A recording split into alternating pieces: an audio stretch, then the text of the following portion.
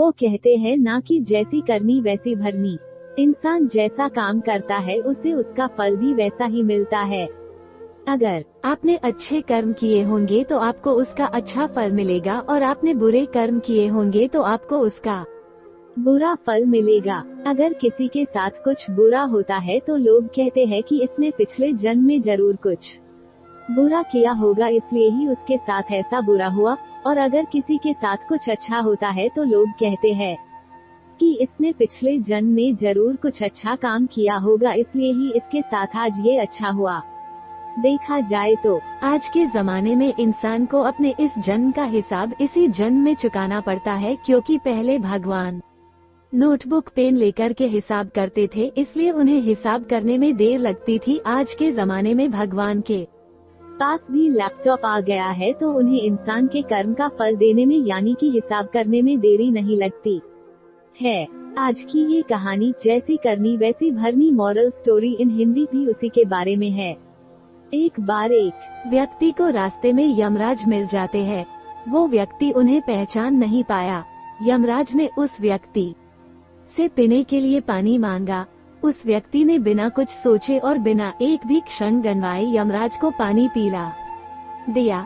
पानी पीने के बाद यमराज ने उस व्यक्ति को बता दिया कि वो उसके प्राण लेने के लिए आए हैं, किंतु उस व्यक्ति ने यमराज की प्यास बुझाई है, इसलिए वो उन्हें अपनी किस्मत बदलने का एक मौका देते हैं।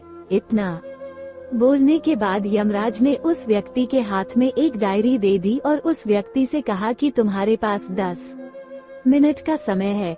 इस डायरी में तुम जो भी लिखोगे वही सच में हो जाएगा, लेकिन ध्यान रखना कि तुम्हारे पास केवल 10 मिनट ही है।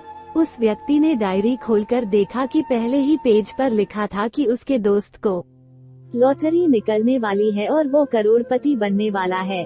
वो व्यक्ति ने वहाँ लिख दिया कि उसके दोस्त को लॉटरी न निकले। अगले पेज पर लिखा था कि उसका एक रिश्तेदार चुनाव जीतकर मंत्री बनने वाला है। उसने वहाँ पर लिख दिया कि उसका रिश्तेदार चुनाव हार जाए।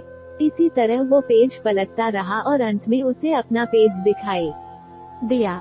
जैसे ही उसने कुछ लिखने के लिए अपना पेन उठाया कि यमराज ने उस व्यक्ति के हाथ में से डायरी वापस ले ली और कहा, ली वत्स, तुम्हारे 10 मिनट अब खत्म हो गए हैं। अब कुछ भी नहीं हो सकता है। यमराज ने कहा कि तुमने अपना पूरा समय दूसरों का बुरा करने में व्यतीत कर दिया और अपने आप को ही खतरे में डाल दिया। अब तो तुम्हारा अंत निश्चित है। अब तुम्हें कोई नहीं बचा सकता, क्योंकि तुम अपने आप को ही नहीं बचा पाए। यह सुनकर वो व्यक्ति बहुत ज्यादा पछताता है, लेकिन अब पछताने से कुछ नहीं हो सकता था, क्योंकि अब सुनहरा मौका उसके हाथ से निकल चुका था।